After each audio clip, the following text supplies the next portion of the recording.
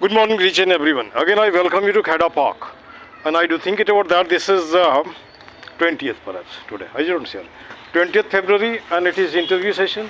And this session actually include almost all the person belonging to any status of life. Maybe Thelawala is there, maybe IS is there, maybe student is there.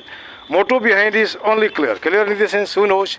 Two of the words of any person can change the life of any person, provided they go through the video. It notes here. This time, two young gal having longer life, besides I think a depth of dream, and they must be actually telling something about their experience and what they want to actually become in the life to come. And here let us actually, okay, you can sit there over here, no problem. लेकिन बैठने से खड़ा हो जा अच्छा होगा, जा देखिए चलिए। अब यहाँ पे इन बच्चियों से मैं संडे में मिला था। संडे में हमारे सफाई अभियान में इन्होंने हमारी मदद की थी, और हमारा मिशन ही यही है कि स्वच्छ भारत, और ये हमारे प्रधानमंत्री का भी है, और सुंदर भारत। तो अब यहाँ से ही शुरू करते हैं। पार्क में है तो पार्क में थोड़ा इधर आ जाओ। ये पार्क में हम लोग हैं इस तरह से, ताकि सूरज का रोशनी, ये पार्क में हम लोग हैं। पार्क में साफ सुथरा तो होना ही चाहिए, सुंदर भी होना चाहिए। अगर किसी देश का प्रधानमंत्री इस तरह से बोलता है, इसका मतलब है अकेला तो कर नहीं सकता, पूरी जनता को इसके साथ देना चाहिए। सबसे पहले तुम अपना परिचय दे दो मुझे। यू मेरा नाम कशिश है, बीए परसुइंग कर रही हूँ। हाँ, ये कशिश हैं, बीए में पढ़ रही हैं। और यू? मेरा नाम पूजा है, मैं अभी बीकॉम परसुइंग कर रही हूँ। अच्छा, एक बीकॉम एक आर्ट्स, है ना। चलो, दुनिया में सबकी ज़रूरत है, बिजनेस की भी ज़रूरत है, कला की भी ज़रूरत है, विज्ञान की भी ज़रूरत है ना। अब यहाँ पे एक सवाल उठता है कि आखिर ज़िंदगी में क्या बनना चाहती है। कुछ न कुछ तो टारगेट होगा, कुछ न कुछ तो सोचा होगा। क्या? लॉ में एडमिशन करना चाहती हो। एक सवाल और फिर से मैं पूछ दे रहा हूँ, पॉलिटिकल साइंस पढ़ रही हो, उसमें कहीं ना कहीं उसका रेफरेंस है। उसके बाद लॉ ही क्यों, आगे दूसरा कुछ क्यों नहीं? लॉ इसलिए क्योंकि बस उसमें इंटरेस्ट, ऑल साइंस में इंटरेस्ट। अच्छा, अब यहाँ पे लॉ में तुम पढ़ना चाहिए, तुमने कॉमर्स की बात बताई। कॉमर्स में भी जैसे कि मान के चलो कि कुछ लॉ भी पढ़ना पड़ता है, कंपनी लॉ वगैरह पढ़ना पड़ता है ना। अब यहाँ पे एक सवाल उठता है, कॉमर्स को क्या लीगल एडवाइजर चाहिए? तो इसमें अपने दोस्त को याद करेंगे जब वो कहीं पहुँच गई तो। हाँ, लेकिन उसके लिए जो लीगल एडवाइजर होना चाहिए ना, हाँ, वो कॉमर्स से रिलेटेड होना चाहिए, जो हाँ, उसकी पढ़ाई करे। हाँ, हाँ, जैसे कॉर्पोरेट लॉयर जो होता है, हाँ, हाँ, और ये कॉर्पोरेट लॉयर नहीं बनना चाहता। कॉर्पोरेट लॉयर नहीं बनना चाहती है। चलो, मैं कुछ लोगों का जिक्र करता हूँ। जैसे एक मुझे मिले थे प्रोफेसर भागलपुर यूनिवर्सिटी के, वो LLM भी थे, प्रोफेसर थे, यूनिवर्सिटी में पढ़ाते थे, लेकिन उसको छोड़ करके यूको बैंक का जनरल लॉ ऑफिसर बन गए। उनको लगा वहाँ स्कोप ज़्यादा है। जैसे हमारा एक मित्र है, लॉयर है पटना में, और वो सुनील कुमार सिन्हा, और वो लीगल एडवाइज़र है। लीगल एडवाइज़र मतलब is earning crore and crore रुपये, like that you can say. अब यहाँ पे दो बातें होती है, हम पैसे की तरफ ध्यान देते हैं कि देश के भलाई की तरफ ध्यान देते हैं। अगर तुम लॉ में करेगी, अगर लॉयर बनती हो, तो किस तरह के केस को परसू करोगे? सिविल या डिफेंस? सॉरी, सिविल, हाँ सिविल होगा, फिर ये क्रिमिनल होगा। और आजकल तो बहुत एरिया हो गया, टैक्स हो गया, ये हो गया, वो हो गया, और एक ही लॉयर सबको नहीं संभाल पाता है। क्या करेगी? नहीं सोचा कभी? जैसे मान लो खुदा ने खास्ता कोई ऐसे आ गए जिसने पास पैसे नहीं हैं, मजबूरी में है, उसको क्या करोगे? भगा दोगे कि नहीं उसकी मदद करोगे? उसकी मदद करूँगा। अब मैं मुझे बता रहा हूँ कि कभी कभी हम बिना पैसे का भी कोई काम करके अच्छा काम कर देते हैं। मान लो आदमी तुम पे भरोसा किया, अगर तुमने केस जीत लिया तो तुम्हारे लिए रास्ता खुल गया। जब मिलेगा ही नहीं, फ्री वाला भी नहीं मिलेगा, तो लॉयर कैसे बनोगे, है ना। क्या बैठ करके वहाँ, जैसे मैं देखता हूँ भीड़ भीड़ भीड़, और वो कुछ न कुछ साइन करते रहते हैं। अब चलो मैं यहाँ पे आता हूँ। जैसे एक कहावत है तुम्हारा, जो दिखता है वो बिकता है।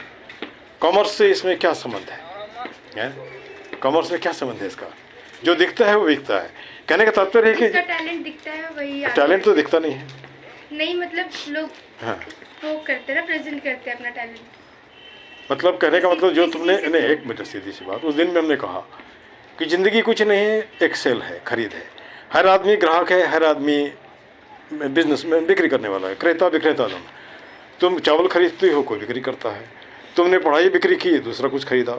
बार्टर सिस्टम जैसा ही है, लेकिन माध्यम क्या बन गया? पैसे बन गए, है ना। अब यहाँ पे सवाल उठता है कि तुम्हें बोलना आना चाहिए, बेखौफ। और कैसे बोलोगे? आंख में आंख मिला करके, है ना। जब आँख नीचे होगा इसका मतलब तुम्हारे पास कॉन्फिडेंस नहीं, या तुमने कोई गलती की है। तो ज़िंदगी में अगर गलती नहीं करती हो तो आँख में आँख मिला के बात करने से कोई दिक्कत नहीं है। और हमारा एक सवाल ये भी उठता है, जो आदमी जो कुछ करता है तो हमारे में टैलेंट है। टैलेंट का मतलब है, जैसे मान लो तुम लॉयर बनना चाहती हो, या मैं फौजी बनना चाहता था, सिलेक्शन होने के बाद भी छट गया इसलिए कि हमारा वेट 45 kg था, उसमें 60 kg चाहिए था। ऊपर वाले ने डेस्टिन कर रखा था टीचर बनना, मैं टीचर बन गया। उसी तरह तुम आज लॉ की बात, मैं लॉ भी पढ़ रहा था, अगर मान के चलो नौकरी नहीं होती तो कहीं अच्छा मजिस्ट्रेट होता, ऐसा लॉयर होता जैसे मैं, है ना। I know how to just make an argumentation. मेरे पास मेरा सब्जेक्ट लॉजिक भी था, लॉजिक तर्कशास्त्र बोलते हैं, है ना। अब यहाँ पे जैसे मान के चलो तुम 2-3 स्टेप तो पार हो गई, स्कूल, प्राइमरी स्कूल हो गया, मिडिल स्कूल हो गया, हाई स्कूल हो गया, उसके बाद मैंने इंटरमीडिएट हो गया, अब ग्रेजुएशन में आ गया।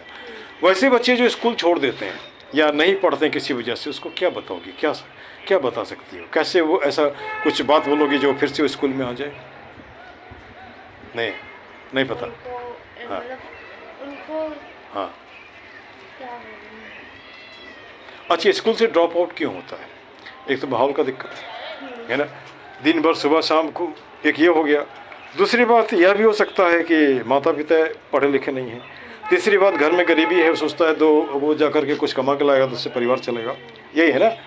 अब यहाँ पे एक सवाल उठता है कि तुम्हारे माध्यम से मैं लोगों को कहना चाहता हूँ कि ज़िंदगी तो सभी जीता है, सभी मरता है, लेकिन शिक्षा की एकदम ज़रूरत है। चाहे तुम्हें नौकरी करो या नहीं करो, उससे मतलब नहीं। शिक्षा होगा तो लोग इज्जत देंगे। एक पढ़ा लिखा आदमी चाय भी बेचता है तो लोग अदब से बात करते हैं, है ना। बात समझ रहे हो कि नहीं? अब जैसे उस दिन मैं देखा कि दो विदेशी महिला को एक रिक्शा वाला लेके जा रहा था, फराटेदार इंग्लिश बोल रहा था, तुरंत वायरल हो गया। इसका मतलब पढ़ा लिखा होगा, कोई इसका साधन नहीं मिला, नहीं मिलने के बाद वो रिक्शा वाला बन गया।